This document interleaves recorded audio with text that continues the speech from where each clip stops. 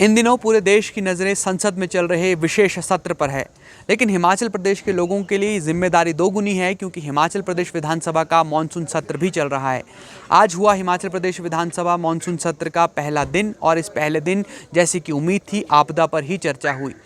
Bharatiya Janata party जो कि मुख्य विपक्षी दल है वो चाहता था कि नियम 67 यानी स्थगन प्रस्ताव के तहत आपदा पर चर्चा हो, लेकिन सरकार इससे पहले ही एक सरकारी प्रस्ताव के तहत नियम 102 के तहत ये कार्यसूची में शामिल कर चुकी थी कि सरकार एक प्रस्ताव केंद्र को भेजेगी जिसमें ये मांग की जाएगी कि हिमाचल प्रदेश में आई आपदा को राष्ट्रीय आपदा घोषित किया जाए। मुख्यमंत्री सुखविंदर सिंह सुक्खू ने सदन में ये कहा कि जिस तरह से केदारनाथ की आपदा और गुजरात के भुज की आपदा को राष्ट्रीय आपदा घोषित किया गया, ठीक उसी तरह हिमाचल प्रदेश में आई आपदा को भी राष्ट्रीय आपदा घोषित कर दिया जाए।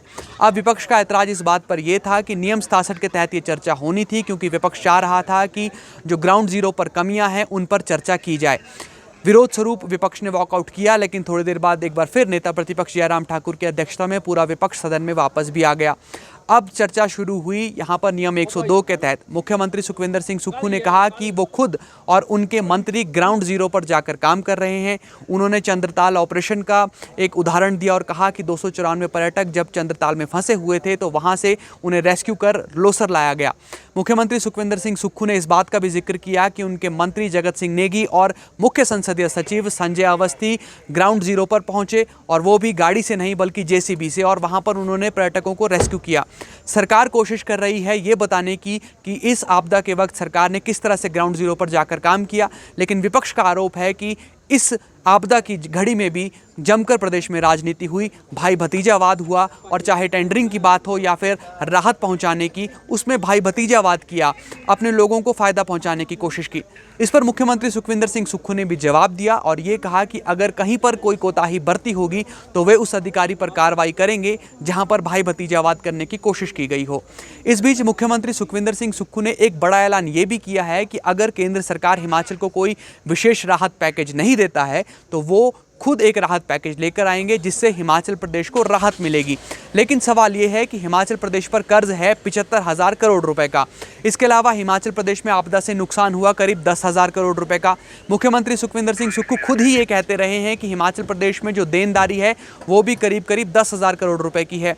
ऐसे में पहाड़ी प्रदेश जो केंद्र के भरोसे चलता हो, जो केंद्रीय वित्त पोषण पर चलता हो, उस छोटे से पहाड़ी राज्य हिमाचल प्रदेश में इतने संसाधन आखिर कैसे पैदा होंगे जहां एक विशेष पैकेज लाया जा सकेगा।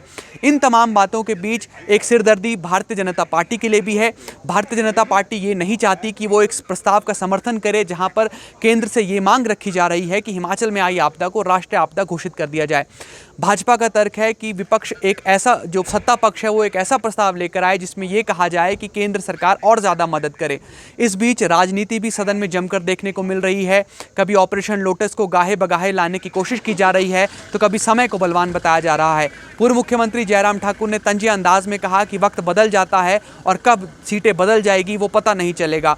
इस तरह के तंज जमकर देखने को मिल रहे हैं। राजेंद्र राणा जो कि सुजानपुर से विधायक हैं, वो जैसे ही खड़े हुए तो विपक्ष के विधायकों ने ये कहना शुरू कर दिया कि वो उस लेटर का भी जिक्र कर दे जो उन्होंने सोशल मीडिया के जरिए मुख्यमंत्री तक पहुंचाया था। इस पर राजेंद्र राणा ने भी बखूब जवाब दिया और कहा कि जो उन्होंने अपने लेटर में प्रॉब्लम्स लिखी थी, जो समस्याएं लिखी थी, उनको मुख्यमंत्री ने एड्रेस कर लिया है और वो बातें अब सॉल्व हो चुकी हैं।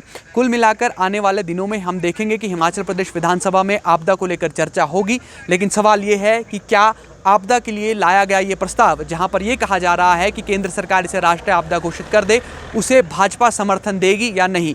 लेकिन अभी तक जो भाजपा का रुख है सदन के अंदर, उससे तो ये नज़र आ रहा है कि भाजपा इस प्रस्ताव का समर्थन करने नहीं वाली है, और अगर भाजपा समर्थन नहीं करेगी तो निश्चित तौर पर सत्ता पक्ष कांग्रेस भी भाजपा को घेरने का काम करेगी। फिलहाल के लिए इतना ही। आप तमाम विधानसभा की अपडेट्स के लिए जुड़े रहिए एबीपी लाइव के साथ।